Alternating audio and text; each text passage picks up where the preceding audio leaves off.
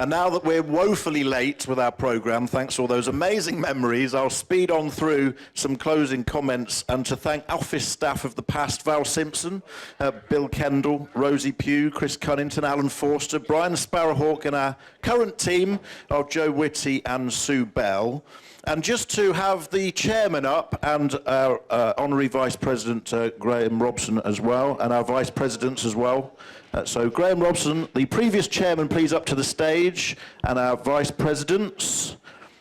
And I'll read out those chairmen that the TR Register have had. Of course, it didn't have a chairman for the first phase of its life, so Ian Cornish was the first, 83 to 85, Mike May, 86 to 89.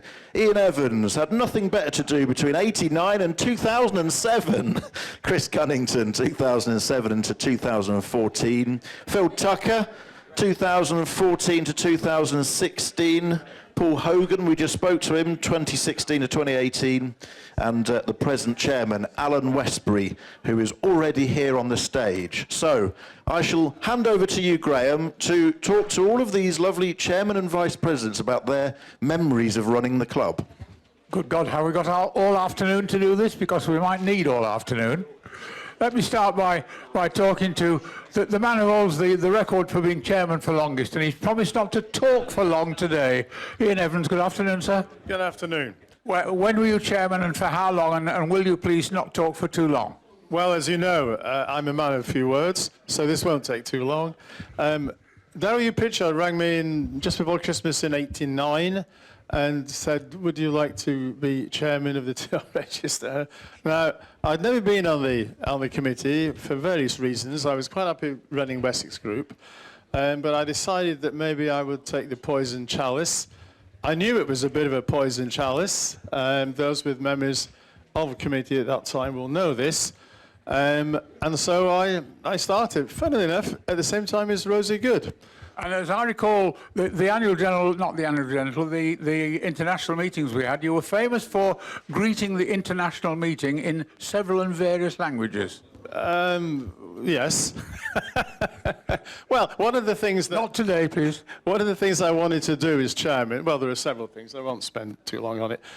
I wanted to pull the committee together, it needed it. I wanted to give the club firm leadership, I wanted a good team, and I got a good team. There were some great people on that committee, and I think we did fairly well. I was very keen to link the membership back with the committee. There was a perceived lack of connection.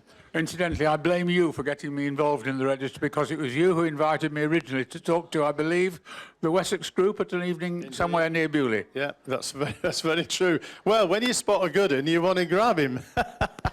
Wayne, do you want to take over immediately, or shall I go next? You carry on, I shall go. Chris Cunnington's next. I'm going to sit down with Chris, actually. But no, Chris, you're a man who was only sort of in the chairmanship for about 5 minutes, as far as I can see. How many, was it 5 years? It was 7 years, yeah. 7 years, oh, it flew by. It did indeed. It's a pretty busy task, and one I enjoyed very much indeed. You, unfortunately for yourself, you sort of came up through the ranks, as they say, and tell me what the ranks were.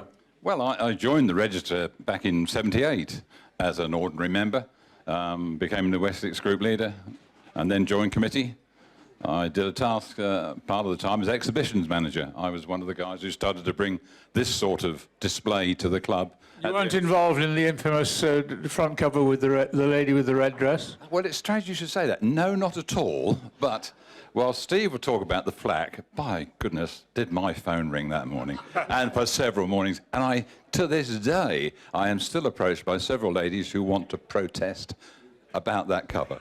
Well, okay. You certainly had the publicity from that, Steve. I require that Steve Redway in particular finds that lady and brings her to the next international meetings so that we know how she is matured. Thank you for that. 1, 2. Vice President. Now, you're the longest serving, not the longest serving Vice President, but damn it, this is a man who's got one of the okay. This is a man who's got an ex-works TR4 of the sort that I developed in the 60s. He's had it for God knows how long. I've been trying to buy it from him for God knows how long, minus 1 year, and he still won't do it.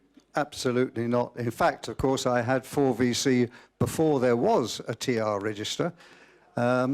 and I still have it after 50 years, and it's outside, and you can see it today. It's extraordinary that there was no chairman of the committee, believe it or not, until 1984, when I became the first chairman, but at a very difficult time because we were short of volunteers, and we really struggled in the committee to try to keep things going. And I was actually acting as chairman and on the secretary. And after 2 years, I thought, this is too much. I was still at that time the technical editor, and I held on to that for another couple of years. But I stopped being chairman, and there was an interim period with no chairman until the gentleman on my right was persuaded to take it on. And thank you for that. What a lovely way of getting in to say, hello, Mike May. How were you persuaded? Well, the army's now broken, but as Ian says, it's always a poison chalice. But I think what brought me to take it on was that there was a lot of concern around the register. There was a lack of people coming in to do things. But there was. Remind me when this was, what year? This is sort of 86. And but what there was a hell of a lot of enthusiasm right around the country. And I'd been local coordinator very much earlier than that and knew a lot of the local groups. And I think it was just bringing in some of those ideas, making sure they were listened to, and getting a group started. But even then, there was still a lot of work to do, which I shoved onto Ian. Thank you very much for that. And sorry, I'm not rushing through this, you guys. It's just that we are running desperately late. So I've now got to corner today's chairman. And the reason I say today's chairman is he was dragged kicking and screaming into the chairman's seat about 2 years ago. You weren't expecting it either, were you, Alan? No, I was actually away on holiday, and I got a phone call saying, well, Mr. Chairman, what are you going to do? And I said, what do you mean? I'm only vice chairman. He said, nope, you're chairman. Anyway, I stood for election the next year. This is now, if you like, my second year. I think the role now is slightly different to it was when these gentlemen were in control. There's a lot more legislation. Membership is an issue. And one of the things the registrars mentioned was a number of people now have got more than one car. So I think the number of cars in the register is either stable or going up. Actually, it's something we ought to look at. But the number of members is going down because you speak to a lot of members. They've got 2, 3, 4 cars. So you could argue the cars are in good hands. They're being looked after. They're being loved by the people that know them. But the membership goes down. So it is something, we need to be aware of. But I think the most important thing of all is that the cars are in good hands. Really, that is the most important thing, and I guess for me the most important part about this club is the local groups. It's the local groups that keep the club going, and it's the local groups that attract new members, look after new members, do the events, and they really are the cornerstone of this club. So I think the group leaders need a huge appreciation for the work that they do, because they are what make this club the club that it really is. And I know you're rushing me, but the last thing I also want to mention is the forum, because when I first bought my TR, where did you go for information? You go on the internet, it's the forum. The forum is the most fantastic technical source in the world. It really is brilliant. And the number of people who say, wow, that forum is just absolutely amazing.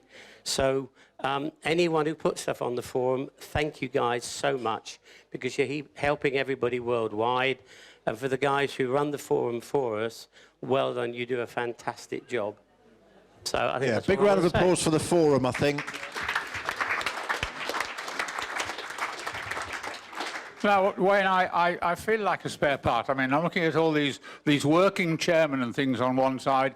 I look at you who writes, you won't admit it, but I'm going to do it. You write 16 pages of TR action every time. There is one. I'm just the spare part who turns up to be patted on the head like a pet Labrador.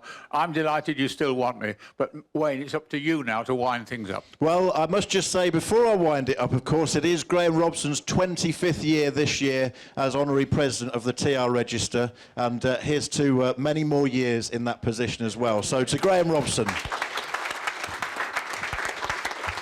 And how's 5VC settling in at home down in Dorset there? Yes, you'll be delighted. Those of you who came to the AGM will be delighted to go to know that I got a lovely 25th anniversary present of 5 VC. Sorry about that, Ian. 5 VC, as kitted out for the Shelford House Rally. 1 in 18, gorgeous. It's in a position of some prominence in my house, but as I've admitted to other people who've been to my house, the house is full anyway of stuff. It arrived and I sat down and said, right, I'm here now. Who's going to move to give me pride of place? I found pride of place for it. Brilliant, great stuff. And we have some prizes to give out as well, because we have a full car park of TRs out there, and Alan and his team have been going around the car park, and we've got some prizes. What are they winning, Alan? Right, well, actually, Paul Hogan did this. I mean, and I think the last thing I ought to do is to thank Paul. It was his concept to have this weekend when he was chairman. He put a lot of work into it. A lot of other people have helped as well, but I think a special round of applause for Paul for coming up with the idea of this and sorting it out. Okay, now Paul went round the car park this morning. We said there would be some a couple of prizes for people who arrived in TRs, and he felt that the spirit of the event was most captured by a TR3A that arrived on Aeroscreens. So I think anyone who turned up today in the 3A with Aeroscreens deserves it. So blue TR3A TSF 44. The owner gets a 3 years membership of the register. If you would like to see Jo, she will arrange that for you. So a round of applause, please, for them. And the second car he particularly liked was a white TR4 1893WK. And for them, there's 3 tickets for the November NEC show. So again, if they'd like to see Jo, they'll get the prize from them. So thank you very much. Thank you, Alan. And I'm now holding you from your lunch. Apologies for the slight late running of that, but it was important that we got the chairman up. So once more, a round of applause for our chairman. We'll have a photo shoot out the front of Hopcroft's Holt in just a moment, so I'll just sum up what has been an amazing journey over the last couple of hours through 50 years of the TR Register by saying that the TR Register now enters its next half century, and we should enjoy, like we have done today, looking back and celebrating the achievements of the past. The fact that the TR Register is now the largest Triumph club in the world, the largest one model club in the world, is amazing, but the fact that it's changed the lives of many people is even more amazing. That we still have TRs numerous on the roads today with an incredible part supply and backup of expertise is testament to the fulfillment of that original vision of Terry Simpson, all those that wrote into those early issues of Motorsport magazine in 1969 and 1970. But the next 50 years are quite possibly the most challenging for not just the TR Register, but for all car clubs. Great strides have been taken in forming the youth group, of course, within our club, and that continues to go from strength to strength, but there's still a lack of young people coming in to purchase the cars. Those that do also want a very different club experience than the generations that might have come before. Transport's changing, and if the club's to continue to preserve the mark TR like we have done for the last 50 years, we've got to educate all those outside our circles about the importance of transport heritage that our cars represent, and that because they burn just a little bit of petrol doesn't necessarily mean they deserve the wrath of those Greta Thunberg supporters. This education, I think, and I know it's a view shared by many of you, can only be achieved by uniting with other car clubs, working together, being outward-looking as a club, and taking our attention away from the internal politics that inevitably start off in a car club. And more important than anything, by sharing knowledge, being open and approachable, and ensuring TRs remain the classic car that is accessible to all. So with that, I thank you for joining me on this fantastic journey that we've had over the last 50 years of the TR Register. And thank you to all of you for coming along and celebrating it with us. So give yourselves a big hand.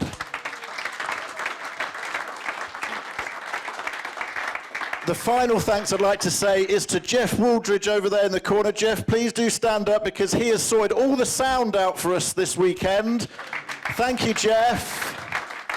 Thank you, Jeff. So much appreciated. And also to Dave, our cameraman, who's recording this for future generations. And from me, Wayne Scott, thank you very much. And a round of applause, please, for Wayne himself.